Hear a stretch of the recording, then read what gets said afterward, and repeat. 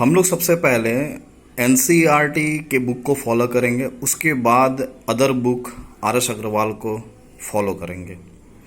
तो एनसीईआरटी का जो चैप्टर वाइज कंटेंट्स हैं वो ये है।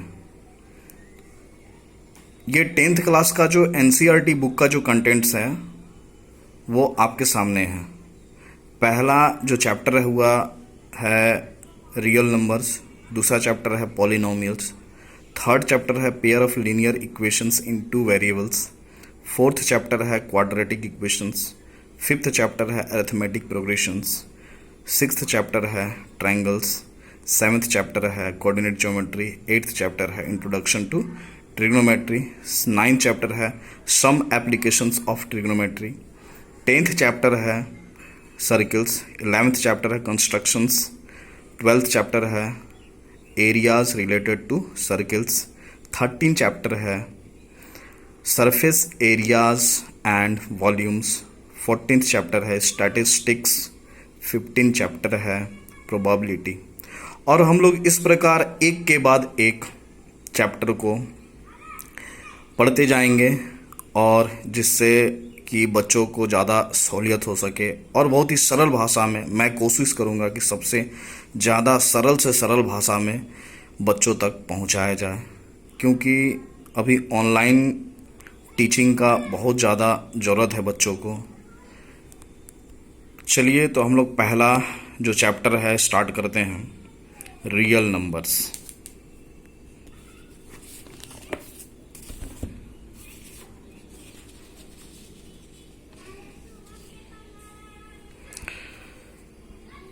रियल नंबर्स को स्टार्ट करने से पहले हम लोग को इसके बारे में पूर्ण जानकारी होनी चाहिए। तो रियल नंबर्स को पढ़ने से पहले हम लोग कुछ और भी नंबर्स हैं उन सब वो चीज़ के बारे में जानकारी होनी चाहिए। तो सबसे पहले हम बात करेंगे नेचुरल नंबर्स का। ये नेचुरल नंबर होता क्या है? हम लोग को पता है कि ये नेचुरल नंबर ये 1 से स्टार्टिंग होकर ये इन्फिनिटी तक जाता है, इसलिए इसको कहते हैं numbers which counting from 1 to infinite. और ये जो आपको दिख रहा है, ये जो साइन, ये इन्फिनाइट का साइन है। तो हम लोग यहाँ देखते हैं कि जब 1 से काउंट करते हुए 1 2 3 4 5 6 7 ये कहाँ तक जाएगा?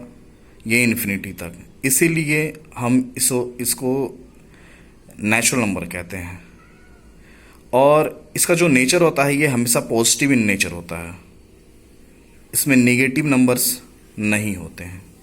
उसी तरह होल नंबर का अगर बात करते हैं तो numbers which counting from 0 to infinite. तो होल नंबर जो होते हैं वो 0 से स्टार्ट होकर वो इन्फिनाइट तक जाते हैं। उसी तरह इंटीजर्स जो होते हैं वो इंटीजर्स में 3 फॉर्म होते हैं, 3 नंबर्स होते हैं। एक नेगेटिव नंबर्स होते हैं, 0 होता है, और पॉजिटिव नंबर होता है। इसीलिए मैंने इंडिकेट कर रखा है कि -1 -2 -3 -4 ऐसे करते हुए इसका काउंटिंग माइनस से इन्फिनिटी तक जाता है, 0 भी इंक्लूड है। और पॉजिटिव नंबर्स में अगर देखा जाए तो 1 2 3 4 5 ऐसे करते हुए वो इन्फिनाइट तक जाता है। इसीलिए इस इंटीजर्स में जितने भी नेगेटिव नंबर्स होते हैं और 0 और पॉजिटिव नंबर्स, ये सभी के सभी इंक्लूड्स होते हैं। इसका मतलब इसमें नेचुरल और होल नंबर्स दोनों इंक्लूड होते हैं, और इसमें नेगेटिव नंबर्स भी होते हैं। अब बात करते हैं प्राइम नंबर्स का। Those numbers having only 2 factors. अब 2 फैक्टर्स का मतलब क्या है इसमें? जैसे अगर एग्जाम्पल का बात करते हैं तो जैसे 2 का मल्टीपल क्या हो सकता है? 2 × 1, यानी कि 1 से भी डिवाइड हो सकता है 2 में, और 2 से भी डिवाइड पूरी तरह हो सकता है। इसका मतलब ऐसे 2 ही नंबर हैं जो 2 अच्छी तरह से डिवाइड हो सकता है, पूरी डिवाइड हो सकता है। उसी तरह 3 1 से भी डिवाइड होगा, डिविजिबल होगा, और 3 से भी डिविजिबल होगा। उसी प्रकार 5 1 से भी डिविजिबल होगा और 5 से भी डिविजिबल होगा। इसीलिए जिस प्रकार, और फिर उसके बाद अगर 7 का बात करते हैं तो 1 से भी डिविजिबल होगा और 7 से भी डिविजिबल होगा। इसीलिए हम लोग क्या बोलते हैं, इसके केवल 2 ही फैक्टर हैं, इसीलिए हम इसको प्राइम नंबर्स कहते हैं। जैसे 2 हो गया, 3 हो गया, 5 हो गया, 7 हो गया, 11 हो गया, 13 हो गया, 17 हो गया, ये सब नंबर, 19 हो गया, ये सब क्या है नंबर कि प्राइम नंबर्स हैं। अब हम बात करते हैं कंपोजिट नंबर्स का। तो those numbers which having more than 2 factors, यानी कि ऐसा कोई नंबर जिसके फैक्टर 2 से अधिक हो, जैसे 4, तो 4 1 से डिविजिबल है, 2 से डिविजिबल है और 4 से डिविजिबल है। जैसे 6 1 से डिविजिबल है, 2 से भी डिविजिबल है, 3 से भी डिविजिबल है, 6 से भी डिविजिबल है। उसी प्रकार 8 है, 9 है, आपका 10 है, 12 है, 14 है, ये सब नंबर जितने भी हैं ये सभी कंपोजिट नंबर्स हैं। अब जो है हम लोग आगे की ओर बढ़ते चलेंगे और आगे की ओर बात करते चलेंगे। अब बात करते हैं यहाँ सबसे अहम चीज, रैशनल नंबर्स। तो रैशनल नंबर्स होते क्या हैं? तो सबसे पहले हम लोग इसको डिफाइन करेंगे, those numbers which written in the P/Q form where Q equal to not zero called rational numbers. Example में अगर बात करते हैं 1/2, -1/2, -3/4, 2। अब 2 को भी हम लोग लिख सकते हैं, 2 क्यों है ये रैशनल नंबर? क्योंकि 2 को हम लोग लिख सकते हैं 2/1। अगर जैसे कि हम लोग बात करते हैं कि 1/2 जो लिखे हुए हैं, जो ऊपर वाला जो फॉर्म होता है वो उसको हम न्यूमरेटर कहते हैं, जो नीचे वाला जो होता है जैसे 2, उसको हम डेनोमिनेटर कहते हैं। अगर P/Q के फॉर्म में देखा जाए तो P न्यूमरेटर हुआ और Q डेनोमिनेटर हुआ। तो रैशनल नंबर्स नेगेटिव में भी हो सकता है, और यहां जो 2 लिखा हुआ है एग्जाम्पल में, ये 2 के नीचे जो है यानी कि डेनोमिनेटर में यहां 1 होगा। अगर कुछ नहीं है तो समझ जाइएगा कि यहां 1 है, इसीलिए हम लोग देखेंगे कि न्यूमरेटर में 2 और डेनोमिनेटर में 1 होगा, इसीलिए ये रैशनल नंबर होगा। उसी तरह हम लोग बहुत सारे नंबर्स को लिख सकते हैं रैशनल नंबर। अब बात करते हैं हम लोग irrational numbers. Those number which do not written in the P/Q form are called irrational numbers.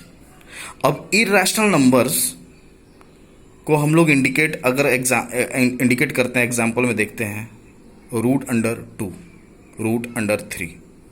अब √2 को हम लोग कैसे लिख सकते हैं?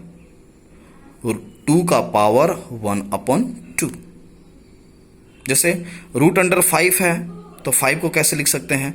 तो 5 का पावर 1/2। अब जैसे सपोज करिए हम लोग, अगर 2 का पावर 1/3 है तो वो भी एक इररैशनल नंबर है। अगर 5 का पावर 1/3 है तो वो भी एक इररैशनल नंबर है।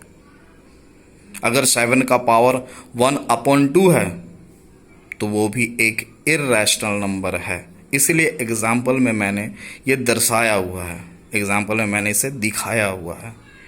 जैसे 2 × √2, तो ये भी एक इररैशनल नंबर है। इसीलिए इसमें कंफ्यूज होने की ज़रूरत नहीं है, थोड़े सा भी कंफ्यूज होने की ज़रूरत नहीं है। इसीलिए मैंने पूरे 0 लेवल से उठाया है इस मैथ को। अगर नोट में बात किया जाए, जैसे अगर R से रैशनल नंबर और IR से इररैशनल नंबर, अगर रैशनल को इररैशनल नंबर के साथ ऐड कर देते हैं तो जो रिजल्ट हम लोग को मिलता है वो हमेशा इररैशनल नंबर ही होगा। उसी तरह अगर R - IR equal to IR ही होगा। अगर IR - R है तो भी इस केस में इररैशनल नंबर ही मिलेगा। अगर किसी रैशनल को इररैशनल नंबर्स के साथ अगर मल्टीप्लाई कर देते हैं तो उस केस में भी हमेशा इरेशनल नंबर ही मिलेगा। और अगर किसी इरेशनल नंबर से किसी रैशनल नंबर को डिवाइड कर देते हैं तो रिजल्टेंट उस केस में भी इरेशनल नंबर ही मिलेगा। और अगर किसी रैशनल नंबर से इरेशनल नंबर को डिवाइड कर देते हैं तो उस केस में भी हम लोग को इरेशनल नंबर ही मिलेगा। तो हम लोग ये देखते हैं कि एक्चुअल में ये रियल नंबर्स होता क्या है। तो ये रियल नंबर्स जो हैं ये सारे के सारे नंबर्स का एक सम है। को चाहे दुनिया का जो भी नंबर आप ले लीजिए, वो सारे के सारे नंबर जो होते हैं वो रियल नंबर्स होते हैं। इसीलिए इस रियल नंबर्स को मैंने इंडिकेट कर रखा है कि ये नेचुरल नंबर्स भी एक रियल नंबर्स है, होल नंबर्स भी एक रियल नंबर्स है, इंटीजर्स भी रियल नंबर्स है, प्राइम नंबर्स भी, कंपोजिट नंबर्स भी, रैशनल नंबर्स भी, इरेशनल नंबर्स भी, ये सारे के सारे जितने भी नंबर्स हैं इन सभी को हम लोग रियल नंबर्स कह सकते हैं। तो अब जो है हम लोग आगे की ओर बढ़ते हैं। जैसे 10th क्लास में जो पहला चैप्टर है वो रियल नंबर्स था। अब इस रियल नंबर्स के बारे में हम लोग देखें। अब हम लोग जो हैं इंटीजर्स के बारे में थोड़ा सा जानकारी लेंगे कि ये इंटीजर्स होता क्या है। तो सबसे पहले हम लोग देखेंगे कि प्रॉपर्टीज ऑफ इंटीजर्स, और मैंने पहले भी जिक्र कर चुका किया हुआ है कि इंटीजर्स नेगेटिव नंबर्स, जीरो और पॉजिटिव नंबर्स को इंटीजर्स कहा जाता है। तो प्रॉपर्टीज ऑफ इंटीजर्स के बारे में अगर देखा जाए तो इसको दो भागों में करके हम लोग देखते हैं, दो पार्ट्स में। पहला यूक्लिड्स डिवीजन एल्गोरिथम और यूक्लिड्स डिवीजन लेमा। दूसरा the fundamental theorem of arithmetic. ये दो पार्ट्स हैं।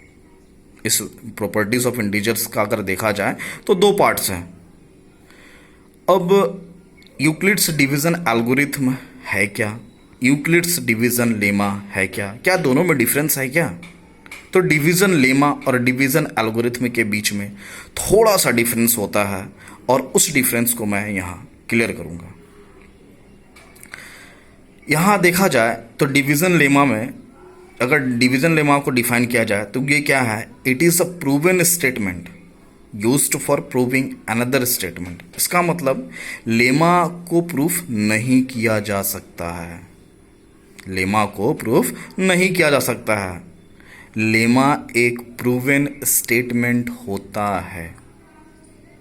इसकी मदद से, जिसकी सहायता से, यानी कि इस डिवीजन लेमा की सहायता से हम लोग दूसरे कैलकुलेशंस को या फिर दूसरे बाउंड्री कंडीशंस को या फिर दूसरे एल्गोरिथम को या फिर दूसरे एनालिटिकल सॉल्यूशंस को प्रूफ करते हैं। यानी कि ये डिवीजन लेमा एक प्रूवन स्टेटमेंट है और इसका यूज़ हम लोग दूसरे कैलकुलेशंस को उसको प्रूफ करने के लिए करते हैं। उसी तरह डिवीजन लेमा एल्गोरिथम के बारे में अगर देखते हैं तो algorithm is a series of well defined steps which gives a procedure for solving a type of a problem. मतलब ये किसी भी प्रॉब्लम को सॉल्व करने का एक प्रोसीजर है, एक प्रोसेस है, एक प्रक्रिया है, जिसके तहत हम लोग क्या करते हैं, किसी भी प्रॉब्लम को सॉल्व करते हैं स्टेप बाय स्टेप। और ये काम भी डिवीजन लेमा के थ्रू ही होता है, ये काम डिवीजन लेमा के थ्रू ही होता है। बस इसमें जो है स्टेप बाय स्टेप हम लोग, एल्गोरिथम का मतलब होता है कैलकुलेशंस, इसमें हम लोग बस कैलकुलेशंस करते हैं और स्टेप बाय स्टेप आगे की ओर बढ़ते हैं। फॉर गिवन एनी, अब हम लोग डिवीजन लेमा के बारे में बात करते हैं। तो for given any positive integers a and b there exist unique integers q and r satisfying. अब हम लोग डिवीजन एल्गोरिथम का अगर बात करते हैं तो वो कहलाता है it is used for finding the HCF of two numbers wherein we apply the statement of तो इसमें हम लोग देखते हैं कि जो स्टेटमेंट अप्लाइड होता है इसमें वो यूक्लिड्स डिवीज़न लेमा ही होता है एल्गोरिथम में। मैंने पहले भी बता रखा है कि डिवीज़न एल्गोरिथम में किसी भी प्रॉब्लम को अगर सॉल्व करते हैं तो वो एक सीरीज यानी कि एक स्टेप बाय स्टेप के थ्रू उसको उसके प्रॉब्लम को सॉल्व किया जाता है। किसकी मदद से? डिवीज़न लेमा की मदद से। इसका मतलब ये साफ हुआ कि डिवीज़न लेमा और डिवीज़न एल्गोरिथम में दोनों में सबसे मेन डिफरेंस ये है कि डिवीज़न लेमा एक प्रूवन स्टेटमेंट होता है, इसे फिर से प्रूफ नहीं किया जा सकता है। लेकिन डिवीज़न एल्गोरिथम, इस डिवीज़न एल्गोरिथम को स्टेप बाय स्टेप हम किसी प्रोसेस के तहत, किसी प्रक्रिया के तहत अपनाते हुए, मतलब किसकी मदद से? डिवीज़न लेमा की मदद से इसको प्रूफ करते हैं, किसी भी प्रॉब्लम को प्रूफ करते हैं। इसीलिए और 10th के बच्चे जो है वो division lemma, Euclid's division lemma और यूक्लिड्स डिवीज़न एल्गोरिथम में बहुत ज़्यादा कंफ्यूज होते हैं और वो मान कर चलते हैं कि दोनों सेम ही है। ये सेम है लेकिन थोड़ा सा हल्का सा डिफरेंस जो है वो मैंने यहाँ क्लियर किया है। अब बात करते हैं यहाँ कि डिवीज़न लेमा का जो सेकेंड स्टेटमेंट है, for given any positive integers a and b there exist unique integers q and r satisfying। यहाँ अगर बात करते हैं कि a b q और r है क्या, क्या कहता है ये positive integers a and b there exist unique integers q and r satisfying। तो हम लोग यहाँ बात करते हैं, ये यूक्लिड्स डिवीज़न लेमा के अंतर्गत जो होता है कि अगर हम लोग किसी भी, अगर ऐसे समझा जाए एक एग्जाम्पल के तहत, अगर यहाँ 2 से अगर हम लोग 9 में डिवाइड करते हैं तो ये 4% होता है 4 और यहाँ होता है 8, ये 1 रिमाइंडर बचता है। तो ये जो 2 है, ये जो 2 है ये डिवाइजर हुआ। इसका मतलब ये जो 2 है ये b हुआ और ये जो 4 है ये q हुआ और ये जो 1 है ये r हुआ और ये जो 9 है ये a हुआ। क्योंकि बच्चों को दिक्कत होता है, जो इंटेलिजेंट बच्चे हैं वो तो इसको जल्दी कैच कर लेते हैं, लेकिन जो थोड़ा सा डल हैं या फिर थोड़ा सा कमज़ोर हैं उनको समझ में नहीं आता, इसीलिए मैंने यहाँ पूरा क्लियर कर दिया है। तो ये a equal to b q plus r जो है ये कहाँ से आया? ये एक्चुअली इसी का रूप है जो मैंने यहाँ जो डिवाइड करके रखा है, डिवाइड करके बताया है कि a जो है वो 9 के इक्वल है, 9 है एक एग्जाम्पल के तहत, और b जो है वो 2 है और q जो है वो 4 है और r जो है वो 1 है। अगर देखा कैलकुलेशन किया जाए तो a के इक्वल, अगर इसको b को q से मल्टीप्लाई कर जाए प्लस में r, तो ये सभी कैलकुलेशन करने के a के इक्वल आ जाएंगे। तो a को हम लोग डिविडेंड बोलते हैं यहाँ, और b को डिवाइजर, q को क्वेसेंट और r को रिमाइंडर कहते हैं। और ये पूरा का पूरा चैप्टर, ये रियल नंबर्स का पूरा चैप्टर जो है इसी डिविडेंड, डिवाइजर, क्वेसेंट और रिमाइंडर के ऊपर आधारित है। इसका आधार यही है। तो a equal to b q plus r due to Euclid's division lemma where 0 less than और इक्वल टू r और r लेस देन b।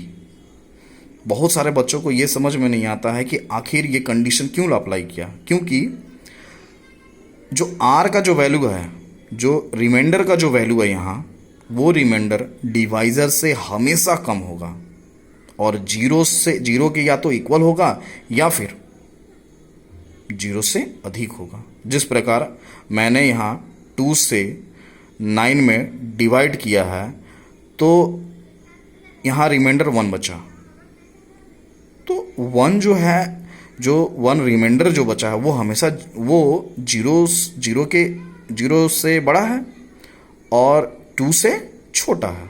लेकिन ऐसा भी तो हो सकता था, अगर हम 2 से 10 में डिवाइड की करते हैं, 10 में 2 से अगर 10 में डिवाइड किया करते हैं तो रिमाइंडर कितना आता? 0। रिमाइंडर कितना आता? 0। तो उस केस में आर जो होता वो 0 के इक्वल हो जाता है। इसीलिए आर का जो वैल्यू है वो बी से हमेशा लेस देन होगा और 0 के इक्वल होगा या फिर 0 से बड़ा होगा। ये कंडीशन हर जगह फॉलो होगा।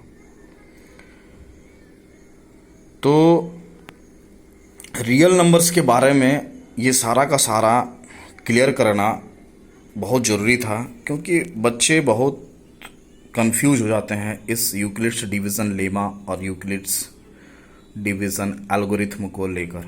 क्योंकि जब भी क्वेश्चन अगर पूछता है लेमा के थ्रू कि इसे यूक्लिड डिवीज़न लेमा को लेकर आप प्रूफ करिए, अगर उस जगह कोई बच्चा गलती से यूक्लिड्स डिवीज़न एल्गोरिथम लिख देता है तो गलत नहीं है।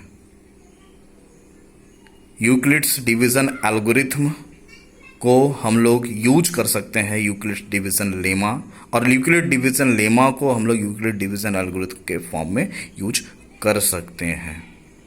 ये गलत नहीं होगा, इसीलिए इसमें बच्चों को किसी भी तरह का कोई कन्फ्यूजन नहीं होना चाहिए।